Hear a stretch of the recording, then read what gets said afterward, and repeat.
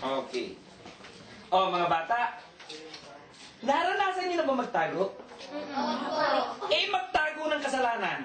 Opo. Hindi pa? Pakinggan niyo tong kwento ko. Tungkol sa magkapatid na si Juanita at si Juanito. Nako, magbabakasyon sila isang tag-araw sa kanilang lola. Sabi nung nanay ni Juanito at saka ni Juanita, "Ay, mga anak, huwag kayong pasenyo-senyorito doon, ha? Tumulong kayo sa lola niyo sa mga gawaing bahay. Huwag kayong tatamad-tamad." Kaya nung nandoon sila sa bahay ng lola, alam niyo, nagkaroon sila ng division of labor.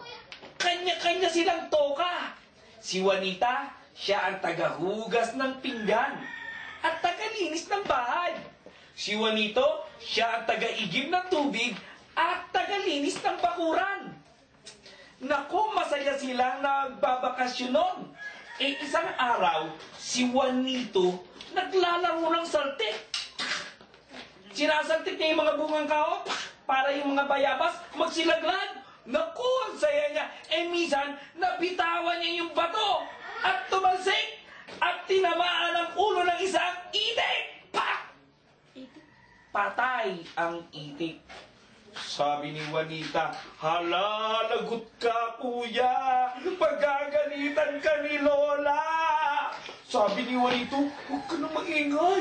Huwag mo na ako sumbong, ha? Kahit ano, gagawin ko, huwag ka lang magsumbong." "Sige, ikaw bahala." At si Juanito, yung itik, inilibing niya sa likod ng bahay. Nako, kinabukasan, pagkatapos nila mag-almusal, sabi ni Juanita, "Kuya, ikaw na ang maghugas ng pinggan." "Ay, hindi toka mo yan sabi ni Juanita. "Ang itik!" Naku, hindi nakakibo si Juanito. Siya ang naghugas ng pinggan. Siya pa rin ang nag-igib. Pagkatapos, nung maglilinis na ng bahay, "Kuya, ikaw naman maglinis ng bahay, oh." "Ay, hindi pwede! Toka mo yan sabi ni Juanito. Sabi ni Juanita, "Ang itik!" Nako, si Juanito ang naglinis ng bahay, pati bakuran. Pagod na pagod itong si Juanito, pawis na pawis. 1 linggo, 2 linggo, laging ganon. "Kuya, ikaw naman ang bumili ng gulay sa palengke." "Hindi, naglilinis pa ako ng bakuran." Sabi ni Juanita, "Ang itik!"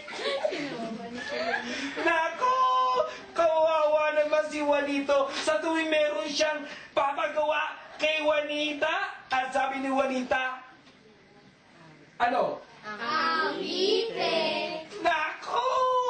1 buwan na ganon. Pagod na pagod si Juanito. Sabi niya, hindi maganda ito nangyayari. Dapat ko nang ipagtapat kay Lola. Kung hindi ako mag-i-enjoy sa ating bakasyon.